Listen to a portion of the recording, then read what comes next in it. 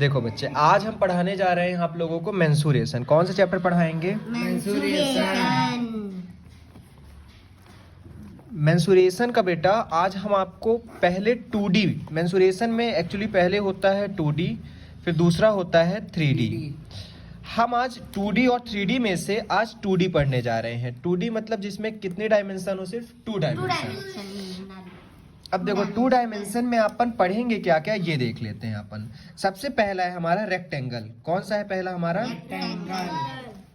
ध्यान से देखना, रेक्टेंगल।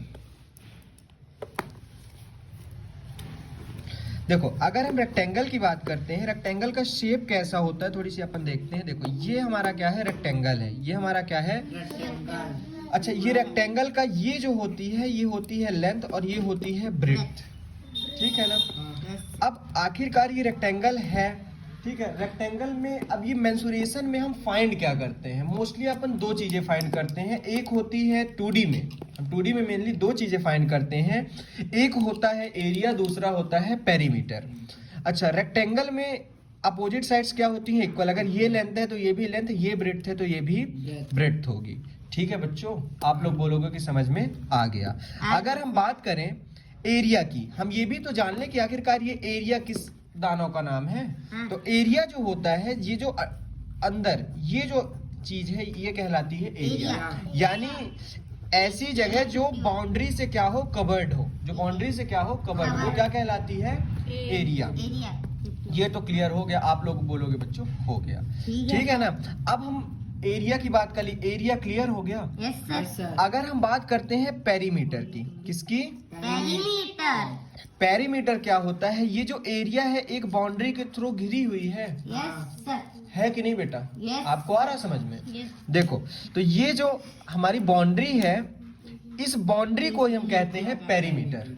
हो गया क्लियर? तो चलो हम देखते हैं कि आखिरकार ये रेक्टेंगल का एरिया क्या होता है। तो देखो, रेक्टेंगल का जो एरिया होता है वो होता है लेंथ इनटू ब्रेड्थ।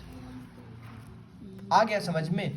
अगर हम बात करें इसके पेरीमीटर की, किसकी? पेरीमीटर।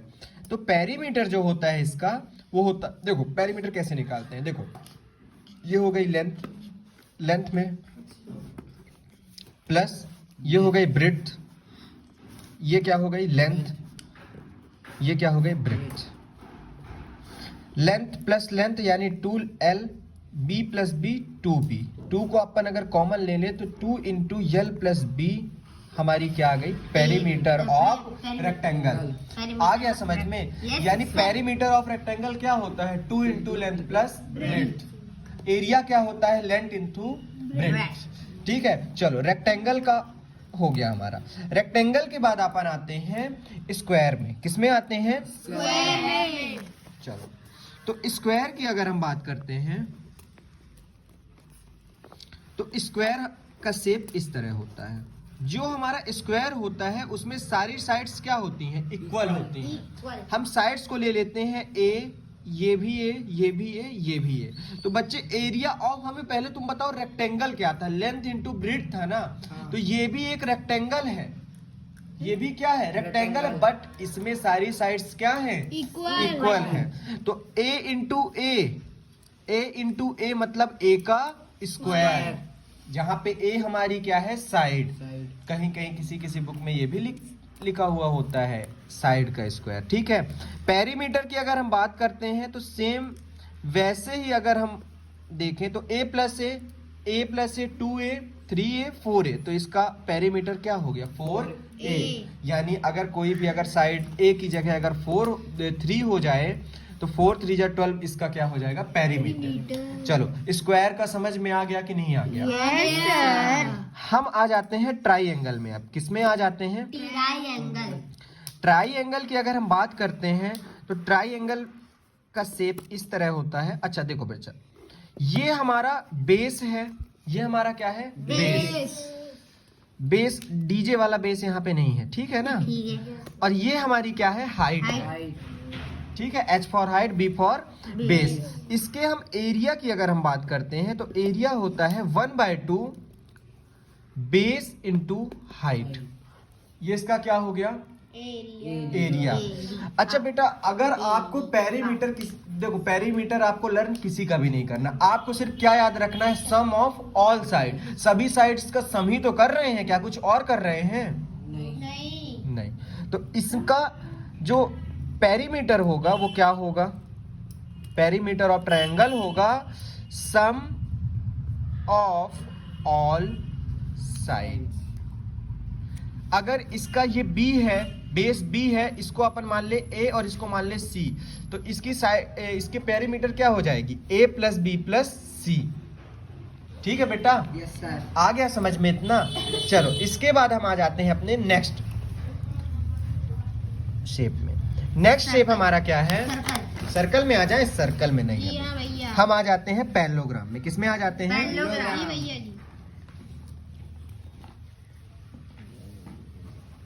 देखो, पैरेललोग्राम की अगर हम बात करते हैं तो ये होता है हमारा शेप पैरेललोग्राम का। ठीक है बेटा? पैरेललोग्राम का इसको मान लेते हैं बेस और इसको मान लेते हैं हाइट। ठीक है? एरिया क्या होती है, ध्यान से देखना। एरिया ऑफ पैरेललोग्राम क्या होती है, ध्यान से देखना। एरिया होती है बेस इनटू हाइट। ठीक है? ठीक है भैया। अच्छा, एक मजे की बात बताते हैं। हाँ। आप लोग बोलो बता दे, तो फिर हम बता दें। बता दीजिए। अच्छा, ये बताओ, इसमें दो ट्रायंगल नहीं दिख रहे हैं आपको? Yes yes sir. सर। दिख रहे हैं? Yes, अच्छा, एक sir. ट्रायंगल का एरिया क्या हुआ करता था? हाफ बेस इनटू हाइट हुआ करता था ना। अच्छा ये बताओ, हाफ का हमने यहाँ पे तो दो ट्रायंगल आ गए, तो इनटू कर दिए, 2 से 2 कट गया, तो बेस इनटू हाइट, इसका क्या आ गया? एरिया। आ गया समझ में कि नहीं आ गया? हाँ भैया। अगर हम बात करते हैं पेरीमीटर की, तो पेरीमीटर में हमें कुछ नहीं याद करना, बस एक चीज याद कर लेना है, sum of all side. All side. ठीक है? Sum of all side. समझ में आ गया? हाँ भैया। चलो इसके बाद हम आपको क्या बता दें? सर्किल का। सर्कल बता देते हैं। चलो ठीक है, सर्कल बता देते हैं। सर्कल की बात कर, सर्कल देखे हो बच्चे कभी? ये हमारा सर्कल है, देख लो।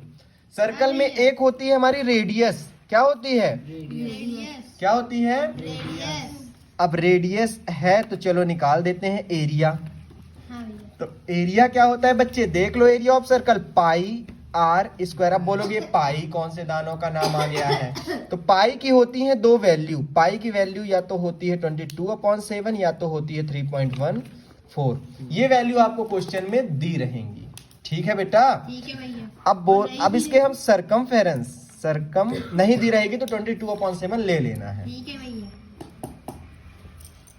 तो सरकमफेरेंस इसका क्या होता है, ध्यान से देख लो। इसका सरकमफेरेंस होता है 2πr। हो गया बेटा, समझ में आ गया? हाँ भैया। चलो ठीक है, अपन नेक्स्ट वीडियो में 3D पढ़ेंगे। ठीक है बच्चे?